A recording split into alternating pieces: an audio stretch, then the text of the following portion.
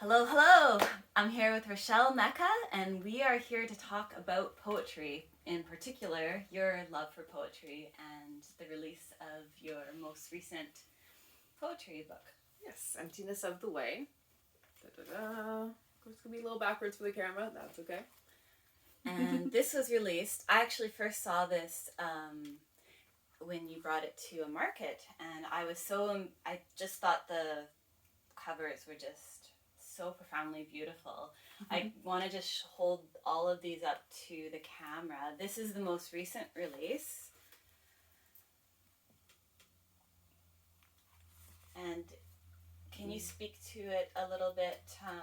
Yeah, well, The so order? as you hold up that one, this is the first one. It's called Choas of Tao, and it's a product of everything I wrote during the year 2020. And the second one, Reverse Cycle Repeat, so that's product of everything from 2021. And then Emptiness of the Way is the newest, so that's all from 2022. So I just kind of ended up writing so much poetry in 2020, and I just remember messaging my dad about it, and he's like, well, why don't you make a book? I'm like, what are you talking about? Just make a book. Well, make a book. You're crazy.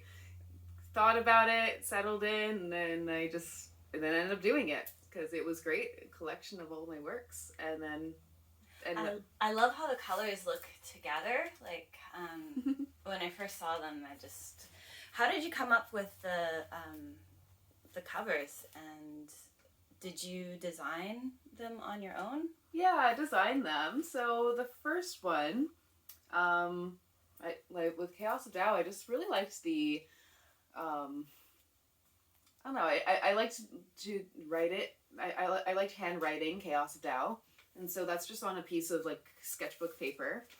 And I was actually inspired by an album cover from my favorite band, and it was on their Origins thing.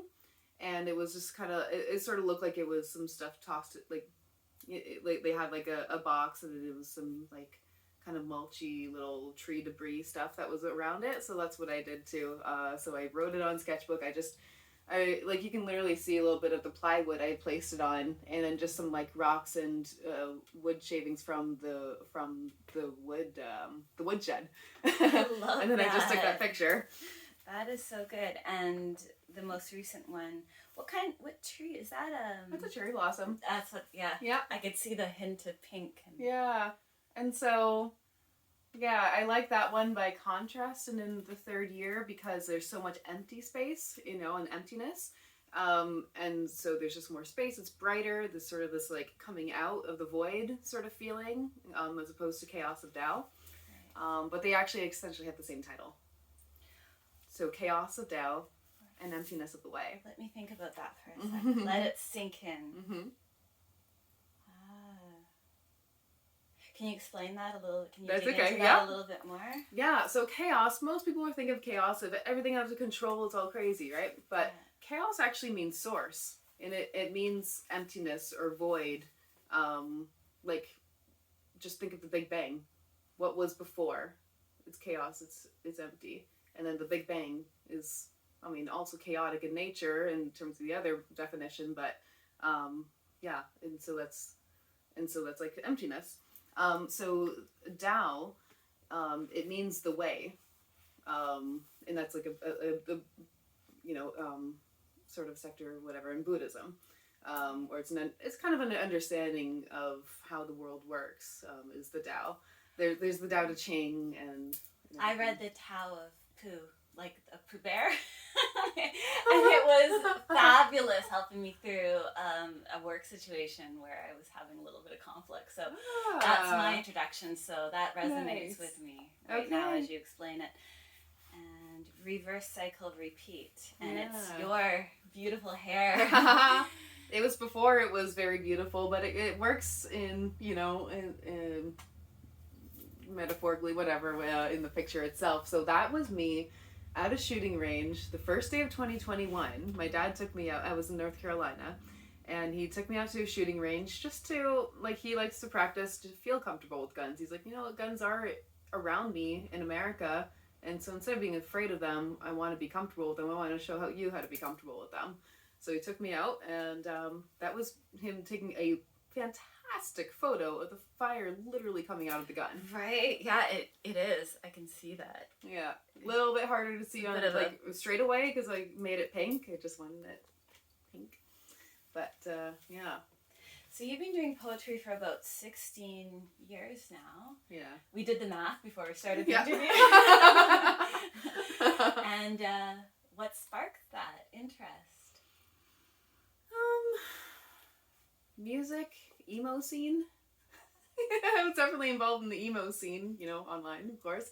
But there's like so much interesting poetry and things coming from that, and it's, you know, like emo is emotional.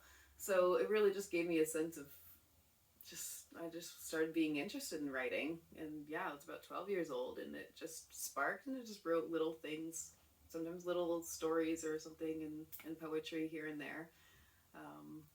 Yeah, and then just over time, I guess I was just kind of, you know, writing bits here and there. The bigger spark happened when I was about like 17, 18. In high school, I was in a writer's craft class, and the teacher, Dean Saravelli, amazing, and just really helped teach me how to approach poetry better. Because when younger people start getting into poetry, haiku, that, you know, that's something, but that's really just to count the syllables, right? And so when you're focused on that, just counting the syllables, you don't always get the right expression. No. And then also, you know, so then we also otherwise kind of get into this habit of like just saying so many words, direct words about emotions, and I'm feeling love, but it's like, no, but how do you express that you're feeling love? Then how do you put an image to it? So he really nailed down the idea of putting imagery into things to give a full picture, and that's how you get a better poem. That could be such like a good segue conversation into how profound it is to have these people in your life who plant seeds, and mentors, like people who kind of spark that fire. Absolutely. Yeah. That's a really nice experience you had. I remember in grade 2, they had us writing haikus, and it was like, I remember struggling, like, okay. So exactly, you had a very nice experience with a mentor where it sparked something. Oh yeah, I mean, great fun.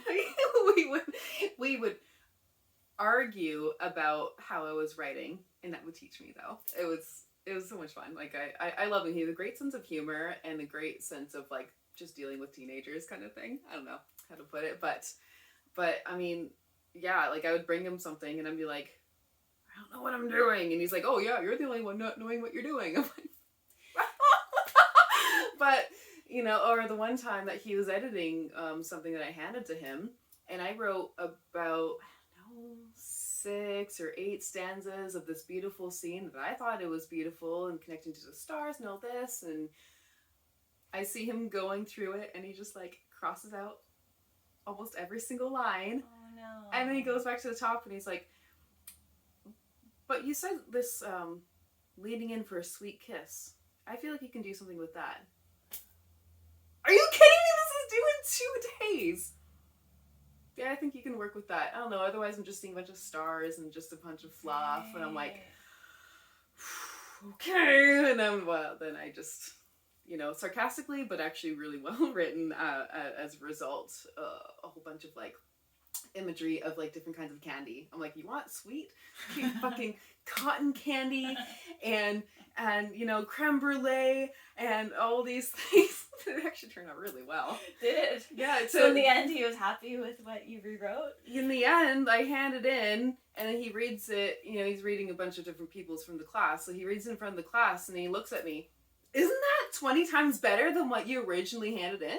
And I'm like, yeah. Did you really agree with him, or were you just happy that it was finished? No, I definitely agreed. Yeah, it was great though. You know, but that's like, that was a really great compliment for him to like look at me and almost yell at me. Wasn't that better? What do you say about, like, there's like this, sometimes I hear people who write poetry talk about this concept of when you try to make it perfect, it's not great poetry, but when you're just trying to be raw is Is Yeah. there something to that conversation? That definitely resonates. Yeah. I mean, some poems I write on the spot in the moment and it's just perfect and never needed editing again. Other ones do need editing and perfection for my own sense of satisfaction. Because other people don't know when perfect is when it's my writing. They could look at something I have and be like, "Oh yeah, it's great." I'm like, "Yeah, but it's not quite there yet." And so that my editing process is a different kind of rigorous, probably than anyone else would experience for themselves. But yeah, I don't know. Are there some poets that have inspired you, like certain types of different poetry that you've read that's inspired your own writing? Yeah, Jack Kerouac was a huge influence. I really love his stream of consciousness. I love his excitement about, everything that he sees on the road is a big book. Dharma Bums is another one. So that really also got me into, well, I read Dharma Bums at the same time I was kind of getting into learning about the Tao, and they really go hand in hand. He's very, like, Buddhist and throughout that book. And then after getting into Kerouac, learned about the other beat poets during that time. There's Ginsberg and others. So that was definitely an inspiring time. But Edgar Allan Poe is also deep in my heart for many years. So that's both stories and his poems, of course. And a lot of people quote him in books. Yeah. I don't know if I have a direct quote from Poe, but it just inspired me in finding my voice, certainly, and appreciating darker elements of poetry and writing, because these are so pretty. I feel like as we are talking, they should be on display. Sure. We're a little bit far away though, but maybe we can drop this, and then it can kind of be in the screen, but our face. And you started doing what if you help me with the name? when you do your poetry live, it's spoken word, right? Yeah. When did you start doing spoken word? And you actually took a trip recently, and you're posting fantastic pictures along the way. It was fun looking at your adventure. Oh, thank you. I'd love to hear a little bit more about that. Yeah. I guess like with doing spoken word and performances, I've done some open mic things. So there's like you get maybe 5 minutes sometimes, and Words on Fire or Electric Mermaid over at Shara's Landing. I've done that a few times. They hold it once a month, and it's anybody can go in and perform something, get a 5-minute slot. They also have feature readers, so so that person would get 20 minutes. So last year in August, I got the feature reader spot. So that was cool. Exciting. Yeah. What did you do at the time? How did you decide your set? I just had to choose what would be kind of partially my favorites and partially just the best ones to perform. So just kind of, working shows, and they just tabbed up my books for which ones, because 20 minutes really is a short amount of time when I have so much material. Really? Across the two books, yeah. And I had some stuff edited and ready from my new book, but I didn't even get there because I was, doing these. And so I do enjoy actually talking and sharing stories about my poetry, but that's always been in one-on-one interaction, because when you're at open mics, you have such short time, you just want to read as much as you can. So the 20-minute slot, maybe I told like a couple of minutes, and like, I'm sticking now. So I'm really excited to have this whole show I'm having on Friday, because I have 2 hours to be more natural with it and not just power through the poems, because it would be more confusing. What's the name of the show? The Chaotic Cycle of Emptiness. Nice. So taken from all the titles. So we got Choas of Tao, Reverse Cycle Repeat, and Emptiness of the Way. Yeah. And where is it going to be? And what time? At Shara's Landing. Oh, right. Yeah. Friday, May 24th. It's 6 o'clock. The doors will open at 5:30. So I'm gonna have tea stations. I decided that people are going to sit with the tea they want to drink, not with the people they want to sit with.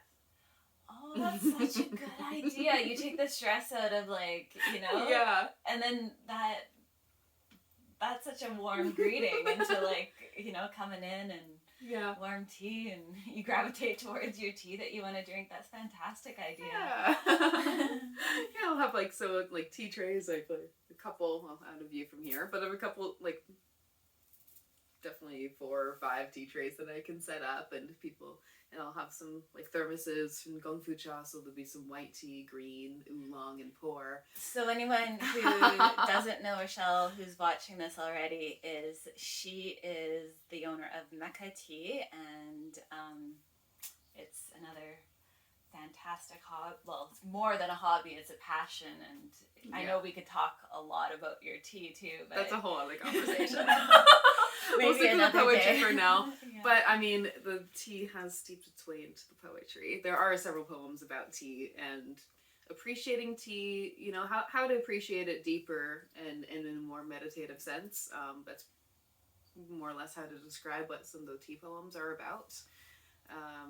And I'll read a couple of them in here too, maybe just at some point. I was gonna ask if you can read, but yeah, that's okay. Let's not forget a little bit about that trip you took. Yeah. Okay. And then maybe we can you could read the February one down to California. Yeah. Yeah. You posted such great pictures. Like there was, except there was one picture you posted. I think you slid.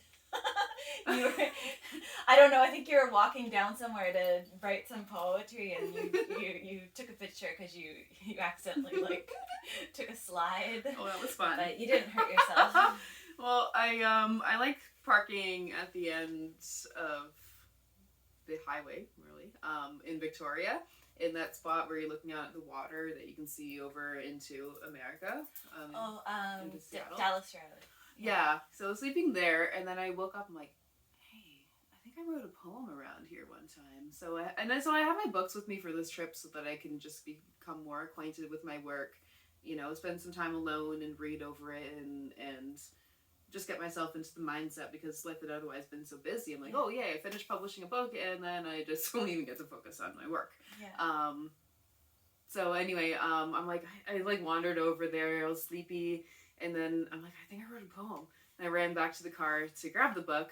And then, so it's like, it was just kind of like down this little way. And it was muddy because it had been raining. So it was like kind of like down this little bit of a slope. And then I kind of like, it would eventually go down to the rocks so you can hang out and everything. But there's this little nook that's like right where like the blackberry bush thorns are. Yeah. I used to live in Victoria for 15 years, so I know exactly how steep that hill is you're talking about. So it's not even a hill; it's just like a drop off. Yeah. When I'm looking around at the little spots, I'm like, yep, you know, that little nook closer to the thorns. That's definitely where I would have chosen to write. Yep. I mean, now it's like 4 years ago, so I'm like, okay, I'm pretty sure that was it. So then I sat there and I read it. And I was recording it just because it was a cool moment. And then there were whales out in the water. That was amazing. So it was worth it. So worth it. Okay, and then there's the sliding. So then I finished reading it. I think I was excited about the whales, and I'm filming, and then there goes my book. Oh, no. Oh, the book fell down. I didn't know that. The book falls down. I'm like, oh dear. Oola. Okay, so then I had to go and try to save the book. And now it's muddy and slippery, so I'm just like, grab the book. Okay, I got the book, and now I have to climb up. It's so slippery, and I'm just like tossing the book ahead of me a little bit, climbing up and tossing. Oh no! Now the book is covered in mud, oh dear. And I finally got myself all scrambled up the hill, and I'm laughing my head off. And then there's people just standing up there, just like totally ignoring the chaos that is me. Oh, I thought they'd maybe have their phones out. People that would be better. That would be better. I'm like, you're too boring. You can't even appreciate what hilarity this is. But you know what? Like, along with all the mulch and stuff on the cover of Choas of Tao, it's just more. It was just more fitting. I did think that these were a little bit. I just yeah, thought they were well loved, but they are, because these are the first published ones, these are the first author's copies that I received in the mail. So the ones that I kind of order and then review and stuff, and you know, make sure if I had any spelling errors and yada yada, because you know, like, it's different when you're on the screen when you have a book in front of you. So and so then I would go through, find the fixings, and then republish it to the final product. So, and I've just really enjoyed keeping with me the first copies all the time. So like these are the ones I always stick into my Right. backpack and Yeah. get dirty, and it doesn't matter because it's just those are just my personal ones, and you know, so Gotcha. they're worth way more than like all the fresh new copies that are coming out. There's something to be said about that tethered book that you just kind of keep Yeah. with you. I hear what you're saying. Oh, yeah. You're out. Gotta see my lovely face too. Of course. I brought the Ash Tree Books sign as well. We decided to put it on the drum here. You may not be able to see it. Drums or tables. And you did a lot of... and then, yeah, so I guess the rest of the road trip, sorry. No, it's okay. I was wondering what it was like for you. I was looking at some of the pictures you were posting and thinking how brave that was of you to just, you know, perform places you had never performed before, where...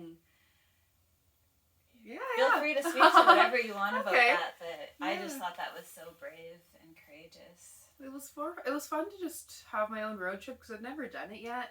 I'd always, you know, traveling with other people, but I need to just kind of totally be in my own vibe, in my own world. Like I work in mental health, and I need to take care of mine too. So that was part of the big purpose of the trip, as well as becoming acquainted with my poetry. So it was nice to just, in ways, sort of zone out but just thinking about whatever I want to think about and not having to communicate with anyone, not having to stop when they need to stop. But I just pulled over different places. Sometimes I read a poem and recorded it. And did you go completely alone? Oh yeah, wow. It was like 10 days. Oh yeah, like, I'm just out of here. Oh yeah. Well, even when I was like taking the ferry from Victoria to get in and to Washington, the border guard was like checking my passport. He's like, "So you're going alone?" I'm like, "Yeah." Is this something you do regularly? I'm like, nope, first time.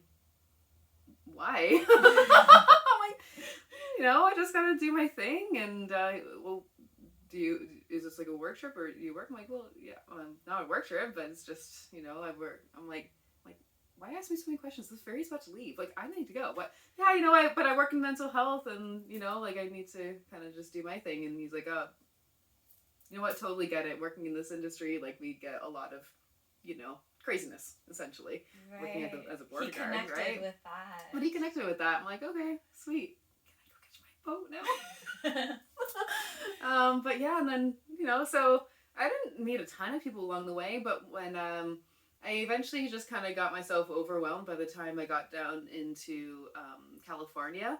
I was around the top of California, and I stopped in a town called Eureka. And I kind of just, just too many things in my head. I'm like, okay, I need to stop. I need to ground myself. There's beautiful trees around here because there's so much more of the redwoods there. Yes. So I'm like, okay, you know what? Just stop, hang out by the water. So I, found some odd place to sleep. I've just was sleeping in the car the whole time. One day I did sleep in a tent, but like it's just a bad tent that I got from Amazon, so I just kept sleeping in the car. But and it was funny actually. The first day that I was in Eureka, I was really just desperately looking around for a bar of soap. I just wanted some artisan soap, like I don't want some chemically soap from wherever. So right. I'm like, okay, artisan soaps are always good. Where do I get one? It wouldn't be too hard to find in California, but it wasn't too hard. But a bunch of places were closed by the time I got there. It was like, oh my gosh, you're all closing early, like Port Alberni. Oh, jeez. But then I was directed to there's this little herbal tea shop, and then they had local soaps. I'm like, yeah. So like right as they're closing up, I'm like, can I get some soap? So got some there, and then I'm like actually hanging out outside of a couple of like bars or like restaurants. I wasn't really in the mood at that point to interact with people though, and be social. I was just still in a headspace. So, but I was standing right outside this one bar, and there's like just some interesting local looking folk out there. I'm like, cool. Do I go in? No, it just feels like effort right now. I don't know. I just don't feel like people. So, so then whenever I think I spent the night, and then the next day I ended up going into there's a Sequoia Park. Beautiful. Oh, yes. So, and then there are public washrooms, so I had myself a nice sink shower, the whole thing. It was great. And then I just really took my time that day, had my tea out, and, boiling up the water, and had my like oracle cards out and my instruments, drum, and cooking my breakfast. It was just like a whole like peaceful thing. And eventually this person comes by. These two people come by, a woman and a man. He has a guitar with him, and he looks at my drum and he's just like, "Oh, I'm so sorry, I was late for band practice." Like, hey, you never. As long as you show up with your instrument, you're fine. And then they come over and hang out, and then him and I actually just started playing music together, and it was an incredible moment because my poems have just always been more spoken word and just words for me. And but when I was thinking about putting on a poetry show, the concert, or a poetry concert show, whatever, it was suggested having some more musical elements to it, just that extra entertainment for the audience. Yeah. And I'm like, I'll try to figure that out during this trip, sure. And then this random guy sits down with me and opens up my book, and he's like, "Oh, cool!" And he just like chooses a poem, and he actually just does like open mic comedy things. So with a guitar, and he'll just kind of sing and like make up stuff. So he just had material in front of him to like flip open and just like start making a song. I'm like, mind blown. But it was amazing. We worked so well together. I don't always feel like I worked that well with guitarists. Did you guys go and perform anywhere together? So then he was like, okay, so tomorrow there's an open mic at this bar, the Siren Song, and so let's go there tomorrow and do this. I'm like, okay, yeah, let's do it. Like, I really need to just try some open mics in a more musical element, because there'd be like, he'd at least be him with the guitar, and it would change things. And then like him and I, like, just the way he was making things up, and like just the way he kept eye contact and played with me, like we were just like riffing and stuff. And then to the point, like this town was called Eureka, so we called ourselves Eureka Moments, because we just started Eureka. So fun. So then the next day, actually, he where was it? Yeah, I don't know. Whatever. A couple of days later, whatever it was. He had actually had a concussion, because on his way into Eureka to visit his friend, he had like the luggage like thing from overhead suddenly hit his head, and he literally had started getting a concussion like a week earlier, or a few days earlier. So then when it was time to go out to the open mic, he's like, "I'm sorry, I can't make it. I'm recovering." I'm like, "Oh no, I was waiting to hear how the open mic went." So then I still went to the open mic. Yeah. I just went out there on my own. I'm like, you know what? That's fine. Like, musicians are my people. Like, yeah. I can try to figure it out. I was still a little shy getting there at first, and just kind of sat in the corner with the beer, and then someone comes and tells me, "Okay, so come up to the stage then." I'm like, "Okay, I'm ready with all of my books." And so the band just starts playing, and then just inspired from that interaction at the park, then we I just kind of just started making up ways to sing along with the music, and so that was a really cool open mic. I definitely did like a good 3 or so songs. They just kind of they're super groovy and funky, jamming. Like, it was a really good atmosphere. Reminded me of being back in London, Ontario, because I did a lot of jamming back then, and so it all worked out. It worked out. So, but that was like another huge spark. Yeah, good warm up, and it was a huge spark to like, okay, I can like really do this. And so now more recently, like, I've been practicing more with my friends, and like did a little bit of open mic over at Dog Mountain Brewing, and I didn't know they did open mic there. Oh yeah, about every 2 weeks on Wednesday, and good to know. Yeah. And then I think the one time I just did Third Eye Blind, because I'm really good at Semi-Charm Life for singing. But then I went up there with my friend too, and him playing guitar, and I made one poem into a song, and he's like, "Okay, but this next one, just read it, spoken word, your style, and I'll just play along with you." I'm like, "Okay, sweet." So then I did it, and it turned out amazing. Like, and it looked like we'd played together before, which we hadn't. So that was really cool. That is awesome. I would love it if you can share some of your poetry. Okay. How would we choose? I don't know. How would we choose? I got a little book reference here for a couple of different ones. I can do Cloud Stream because I was just kind of thinking about it. So Cloud Stream was from Reverse Cycle Repeat. That was the name of a tea. So there's this great company called the Global Tea Hut. You get their magazine, and they also send you tea samples to go with the magazine, like every month, or they're doing every 3 months now, sort of thing. But yeah, all right. So Cloud Stream. Remember heart mind, connect it to the cup. I'm here with these leaves. They dance and jiggle in my bowl, and I stare, hold it, watching the slow, gradual unfurl like the waking of my morning mind. I take a sip. There's not much there, but a gentle, smoother than plain hot water. The more I sip, the more it develops into a kind of sweetness, soft, moving. Then my body silences and I sit still, add more water, patient as it steeps. I look to my right and out the window, and so what appears is so profoundly unknown. A stream of cloud is really passing low to the ground to front the mountains. A normal, natural thing, and I thank the universe for bringing me here to this perfect place and time. I look at the fully open green leaves, made smooth after the crinkled slumber, then take a sip, bringing the bowl to my lips with both hands, comfortably balanced with my knees up, sip the gentle liquid and dip into the imaginary world of emptiness.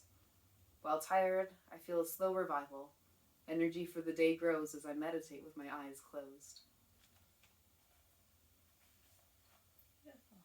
I like the way it's really nice to hear the person who has written the poem reading their own poem. So I can see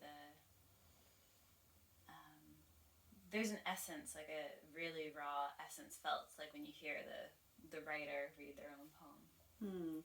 Thank you. Well, that's why I want to get into performances, because a lot of people tell me that they love hearing me say read a poem and everything, and they're like, you should do performances. Like people do enjoy reading it sometimes, but they don't get the full essence of it when they're just reading it. And people aren't always interested in buying a poetry book, because a lot of people just feel like they don't understand poetry, and or they didn't like it in school, or the way it was being taught. So they're like, people have a lot of mixed feelings about poetry if they're not into it already. And so, but when they hear it, they're like, but I feel like I get it so much more when you're reading it. So that's why I really want to do performances now. Right. And I do have a certain way of speaking and performing that I just really do I feel is very valuable for the stage. So let's say the name of the performance in Port Alberni one more time, just in case anyone who's watching this is local. So it's this Friday at 6 p.m. Mm-hmm. And the venue again, once more, is Shars Landing. And you pick your tea. And it's called The Chaotic Cycle of Emptiness, a poetry concert. That was, if you're looking on Facebook to find the show, because I have an event up, that's the title of it. Perfect. Mm-hmm. And we have 3 books that you generously donated to Ash Tree Books, and I thought it would be fun to give them. I don't want to separate them. I want to give them away. Okay. Together.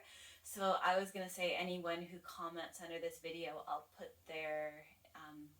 Maybe they can just say pick me, or pick me, and I will put your name in a hat and draw it, and you will win the trio of Rachel's 3 books. So you will get a very beautiful prize. Yeah, and so they're all a product of, this one's from 2020, 2021, and 2022. So it's during some very, interesting times in the world. And that was a huge spark. I had a whole bunch of decompressing that I had needed to do to put it short, and a lot, like parts of that went in Choas of Tao, but I also had just recently moved to British Columbia from Ontario. So I was really inspired by all of the new things around me, and how it was changing me, and how beautiful the land is. I have all different sorts of approaches in my poetry. It can be a nature thing, it can be a poetry thing, or a tea thing, and it can be, but like reverse cycle repeat. I'm not hiding. There's guns. There's gun stuff in there, but there's also a lot of shots that year. So all kinds of metaphors of shots going on in that book. But there's also appreciation for meditation, and then there's love poems, there's breakup poems, there's a little bit of everything. Yeah. That's I see that in the back that you write a little bit of a synopsis, except one doesn't have the one that you have does have the thing on the back of Choas of Tao. That was the, like I said, my very first print, and I just hadn't even thought of putting the description on the back yet. Right.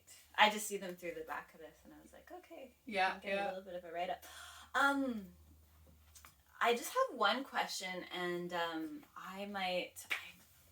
what makes poetry? Like, what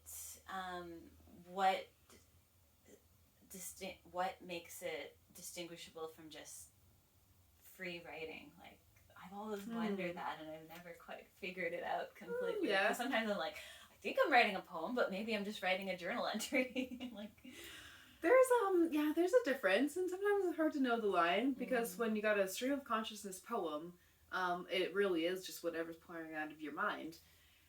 It just you just tend to have a bit more how do I say, not tidy was the first word that came to mind, but that's not quite it. But there's like there's more things that just kind of resolve and fit itself together when it is a poem, versus a journal reading or journal writing. You're kind of you just might be pointing to different things going on in your head, or different things in your day or a few days, you know, if you're decompressing things, or you're just trying to write about things going on. But it just it's a fine line. And then there's a feel like not everyone ends up reading their poems out loud either.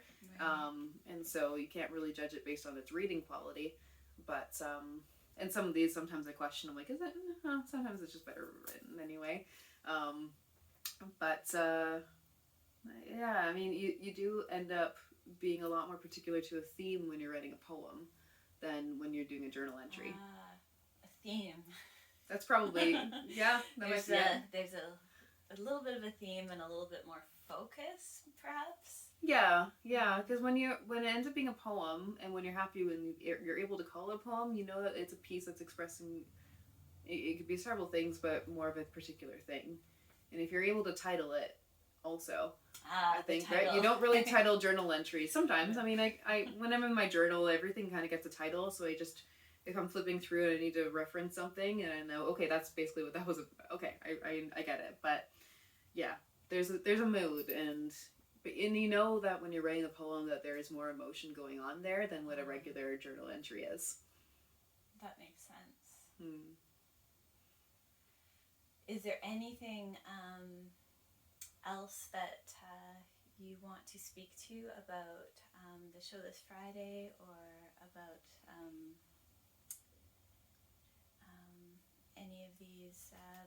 any of the poetry books that we have in front of us today? Is there another one that could you do one more? Absolutely, yeah. I feel like that would be a great way to. Okay, here's the fun thing. Should we pick a book, flip open to a random page. Okay. It's kind of like an oracle card reading sometimes. We're gonna do the newest release. Okay.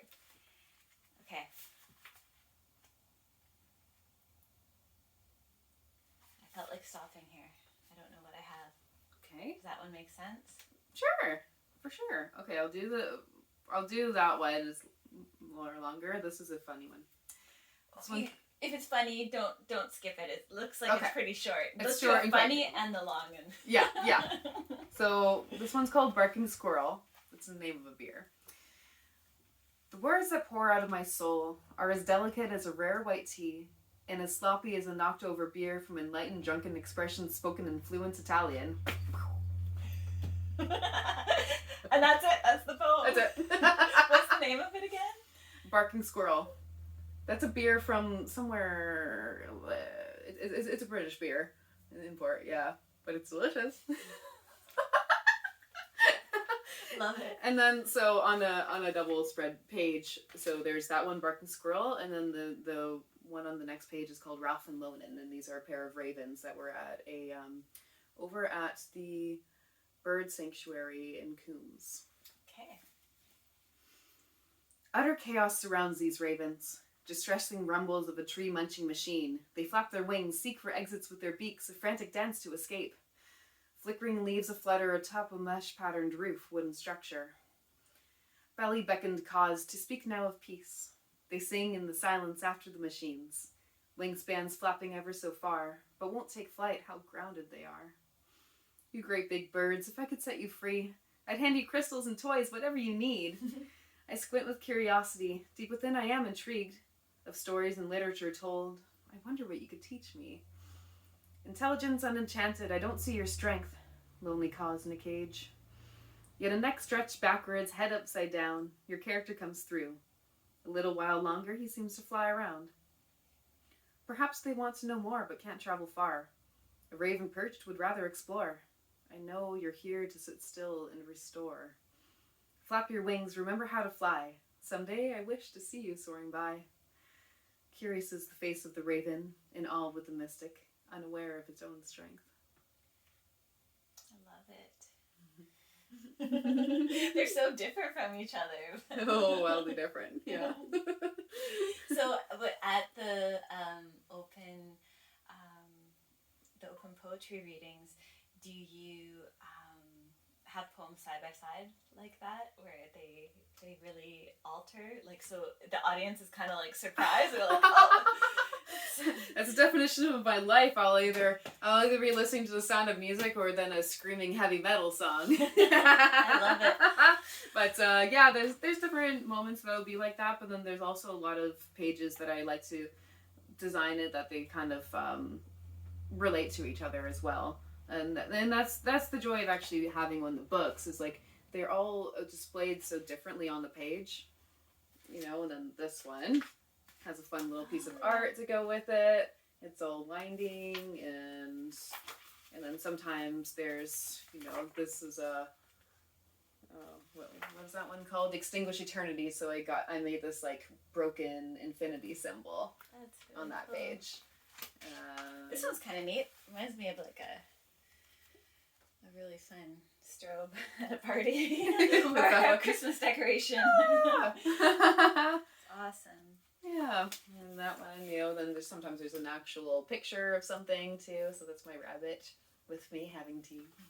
Here, I don't think we got to see the rabbit. That is. That's my sweet little Bella. Well, thank you very much for sitting here with me today and giving me these stories. It was You're welcome. Really fun to hear about your trip, and I think that the event is going to be absolutely amazing. I love the tea idea. And thank you for being the first interview. Yes, thank you for interviewing me. It's a pleasure. It was a pleasure.